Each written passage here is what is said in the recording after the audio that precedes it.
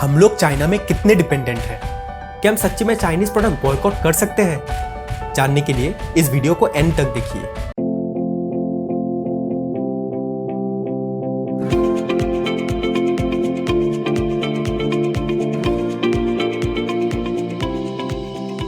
Hello everyone, आपका स्वागत है एक्सप्लेन्ड आर्टिकल में। आज हम बात करेंगे क्यों हमें चाइनीज प्रोडक्ट्स खरीदना बंद करना चाहिए।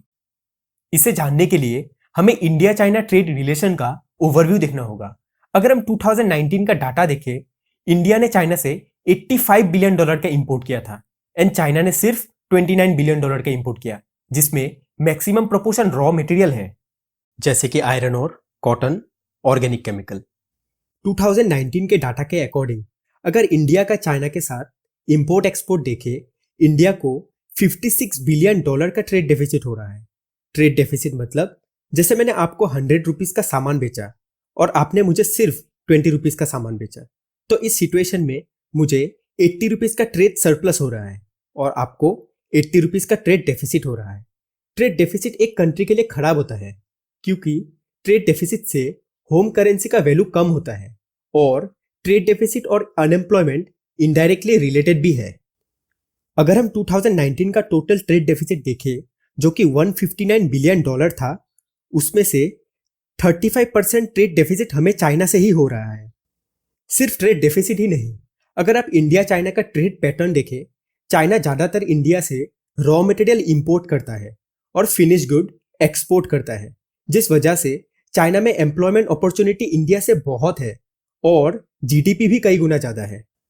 1987 में इंडिया का जीडीपी चाइना से ज्यादा था।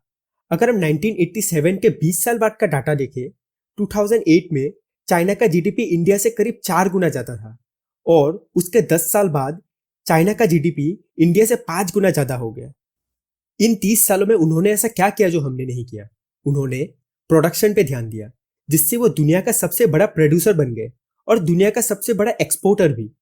आने वाले समय में इंडिया ने कुछ अगर ऐसा बड़ा स्टेप नहीं लिया तो 10 सालों में हम चाइना से और पीछे हो जाएंगे और धीरे धीरे इंडिया चाइना में और ज्यादा डिपेंडेंट हो जाएगा।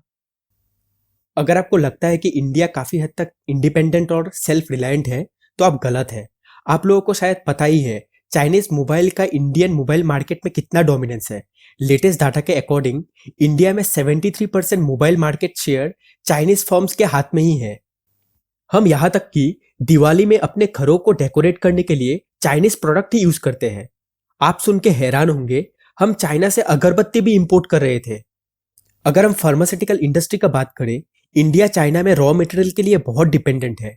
इंडिया करीब 70% इंपॉर्टेंट इंग्रेडिएंट चाइना से ही इंपोर्ट करते हैं, जो कॉमन मेडिसिन बनाने में यूज होता है, जैसे कि पैरासिटामोल। रिसेंटली आपने सुना होगा, जब इंडिया बहुत सारे कंट्री को हाइड्रोक्लोरोक्विन मेडिसिन एक्सपोर्ट कर रहा था, चाइना ने अचानक रॉ मटेरियल का प्राइस 30% से इंक्रीज कर दिया। इसलिए इंडिया को जल्दी चाइना से डिपेंडेंसी हटाना चाहिए और अल्टरनेटिव ढूंढना चाहिए। क्या आप जानते हैं, इंडिया का डिफेंस बजट से ज्यादा हम चाइना से सामान इंपोर्ट करते हैं और हमारे ही तरह दूसरे कंट्रीज भी चाइना में डिपेंडेंट है, जैसे यूरोपियन कंट्रीज, यूएस, जिस वजह से चाइना एक इकोनॉमिक पावर बनते जा रहा है और चाइना इस पावर को गलत तरीके से इस्तेमाल कर रहा है। जैसे आप लोगों ने देखा होगा, चाइनीज मिलिट्री लद्दाख रीजन में इंडिया बॉर्डर में घुस रहे हैं और बॉर्डर एग्रेशन का सिचुएशन बना हुआ है। चाइना ऐसे बहुत कंट्रीज के साथ टेरिटोरियल डिस्प्यूट में है। आपके मन में एक सवाल आ सकता है कि इंडियन गवर्नमेंट चाइना से इंपोर्ट बैन क्यों नहीं कर देती? ऐसा इसलिए क्योंकि इंडिया और चाइना दोनों ही वर्ल्ड ट्रेड ऑर्गेनाइजेशन के मेंबर हैं और मेंबर्स कंट्री के बीच में ट्रेड एग्रीमेंट होता है, जिसमें यह मेंशन होता है कि अगर एक कंट्री दूसरे मेंबर कंट्रीज को अपना सामान एक्सपोर्ट करना चाहता है, तो उस पर्टिकुलर कंट्री को भी उन कंट्रीज को इक्वल ट्रेड अपॉर्चुनिटी प्रोवाइड करना होगा। और ऐसा बहुत सारा रीजन है जिसके कारण एक कंट्री किसी कंट्री से इंपोर्ट बैन नहीं कर सकते, जैसे कि इंटरनेशनल रिलेशन पर गवर्नमेंट इनडायरेक्टली स्कीम ला सकते हैं जिससे फॉरेन प्रोडक्ट डिस्करेज हो, जैसे कस्टम ड्यूटी को बढ़ाकर और डोमेस्टिकली प्रोड्यूस गुड्स प्रोमोट करके। रिसेंटली हमारे माननीय प्रधानमंत्री श्री नरेंद्र मोदी जी ने 20 लाख करोड़ का आत्मनिर्भर अभियान पैकेज अनाउंस किया है, जिसका मेन मोटिव इंडिया को आत्मनिर्भर बनाना है। विश्व की आज की स्थिति हमें सिखाती है कि इसका मार्ग एक ही है, आत्मनिर्भर भारत। और उन्होंने ये भी मेंशन किया है कि इंडियन डोमेस्टिक इंडस्ट्री को प्रोमोट करना होगा, जहां उन्होंने कहा बी वोकल फॉर लोकल, मतलब लोकल प्रोडक्ट्स यूज करो और प्रोमोट भी करो। हर भारतवासी को अपने लोकल के लिए वोकल बनना है। हमें यह पता है कि हम चाइनीज प्रोडक्ट से डिपेंडेंसी इतनी जल्दी नहीं हटा सकते, पर कहीं ना कहीं से तो हमें शुरुआत करनी होगी। और शुरू हम छोटे छोटे चीजों से कर सकते हैं, जैसे कि हमारे मोबाइल से चाइनीज एप्स को हटाकर। और नेक्स्ट टाइम हम जब भी इलेक्ट्रॉनिक प्रोडक्ट्स खरीदे, हम ये मेक श्योर करें कि वो मेड इन चाइना ना हो। हम लोकल प्रोडक्ट्स यूज कर सकते हैं। हाँ, ये बात सच है कि पहले हमें कुछ एक्स्ट्रा अमाउंट पे करना पड़ेगा, पर आने वाले समय में हमारा डोमेस्टिक इंडस्ट्री का ग्रोथ होगा, नए इनोवेशंस होंगे, जिससे फ्यूचर में गुड्स के प्राइस भी कमेंगे। ये boycott made in China movement कितना सक्सेसफुल होगा, ये पूरी तरह हम पे ही डिपेंड करता है।